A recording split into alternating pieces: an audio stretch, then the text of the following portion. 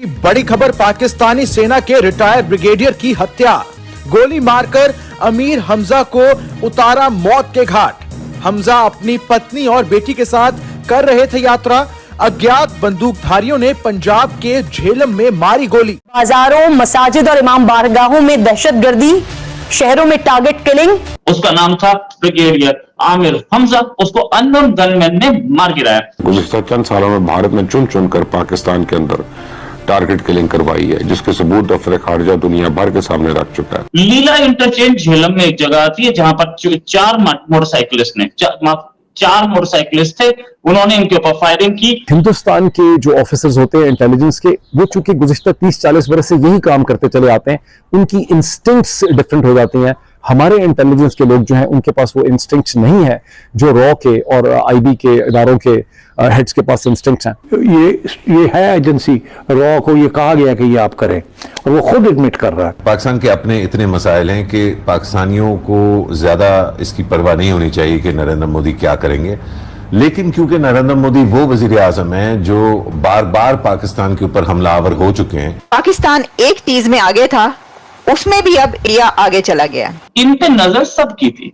The game is over for Jarnail. ये समझ लिए, अपने टाउटों के जरिए धमकियां देना, ये करना, ये आप करते रहे, लगे रहे ना। बांग्लादेश में आप कामयाब हुए थे। इंडिया के पास जो है वो अब 172 हो गए हैं, पाकिस्तान के पास 170 हैं। भारत के आर्मी के उन जवानों को आज उनकी आत्मा को शांति मिली होगी। उन जो वीर गति को प्राप्त हुए थे, उन जवानों को जो कि 10 अप्रैल 2018 को सुंजवान आर्मी कैंप हमले में जिनको वीर गति मिली थी।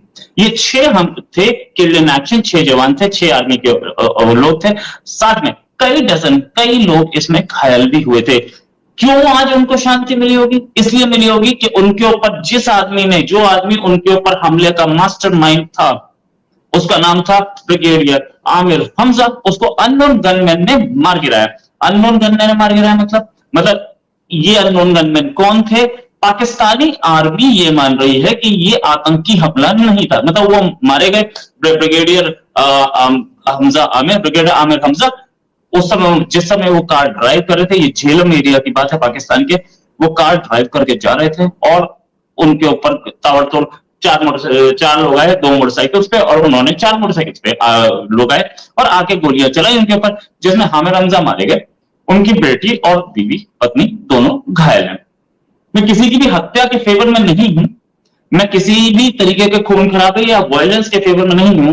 खबर है इसलिए बताई जा रही है और चौक पे ये खबर आई है। पाकिस्तान की आर्मी का ऑफिसर क्या कर रहा है मुझे नहीं मतलब उससे। लीला इंटरचेंज झेलम में एक जगह आती है जहां पर 4 मोटरसाइकिलिस्ट थे, उन्होंने इनके ऊपर फायरिंग की। इनकी बेटी और पत्नी दोनों के दोनों इंजर हुई। ये उधर ही घायल हो गए थे, हॉस्पिटल ले जाया गया तो वहां डेड डिक्लेयर गया। पुलिस ने बोला ये ब्लाइंड मर्डर केस है, हम एफआईआर में कोई आतंकी घटना का इसमें नाम नहीं लिया जा रहा। तो मतलब कहीं ना कहीं पर्सनल एनिमिटी होगी। हालांकि फैमिली वाले बोल रहे हैं कोई पर्सनल एनिमिटी नहीं थी, लेकिन इनकी पर्सनल जो इनका बायोडेटा वो मेरे पास है। ये 2017 से 2020 तक लाहौर में डीएचए में रहे थे, डिफेंस हाउसिंग अथॉरिटी में। इन पे नजर सबकी थी। इन पर यूएस की भी नजर थी, इन पर सीआईए की भी नजर थी, इन पर इंडिया की भी नजर थी और इन पर दूसरी इंटेलिजेंसेस की भी नजर थी। लेकिन क्योंकि डीएचए पोस्टिंग दे दी गई थी और पाकिस्तान झूठ बोलने एक्सपर्ट है, तो पाकिस्तान करता क्या था कि सीधे बोल देता नहीं ये तो सिर्फ मकान बनाता है, ये तो कॉन्ट्रैक्टर है।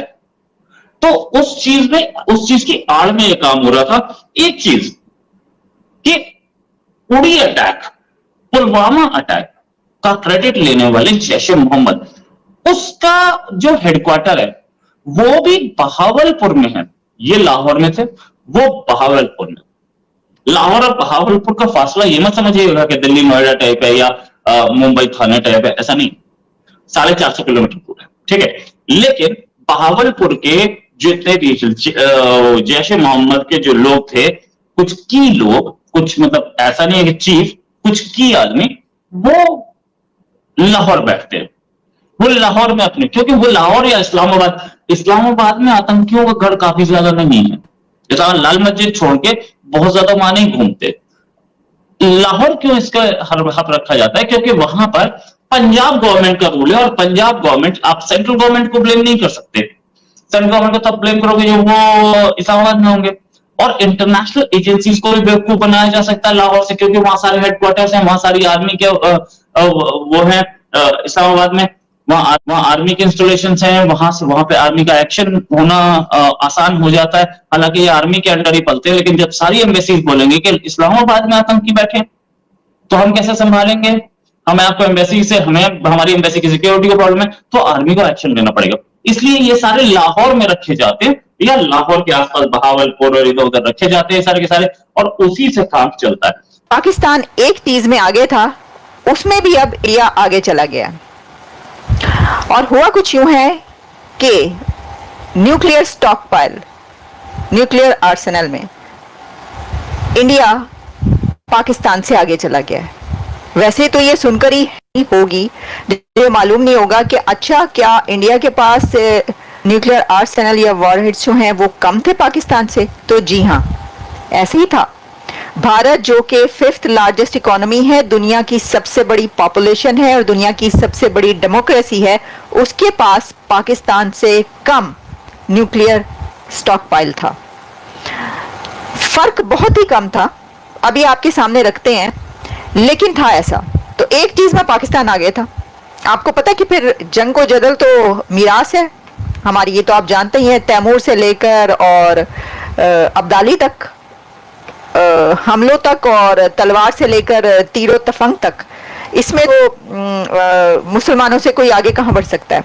लेकिन ऐसा नहीं है। इसकी वजह यह है कि अगर हम ये देखें कि मिलिट्री स्टॉक पाइल जो कि वॉरहेड्स हैं, उन सबसे ज्यादा कहां पर हैं, तो वो यूनाइटेड स्टेट्स के पास हैं, जो कि हैं 3708, 3700 से ज्यादा, सबसे ज्यादा ये जो है, कहीं पर मैंने 4000 भी एक पढ़ी थी, अब ये पता नहीं कौन से साल की है, लेकिन इतने हैं अमेरिका के पास। तो यूनाइटेड स्टेट्स इसमें सबसे आगे है।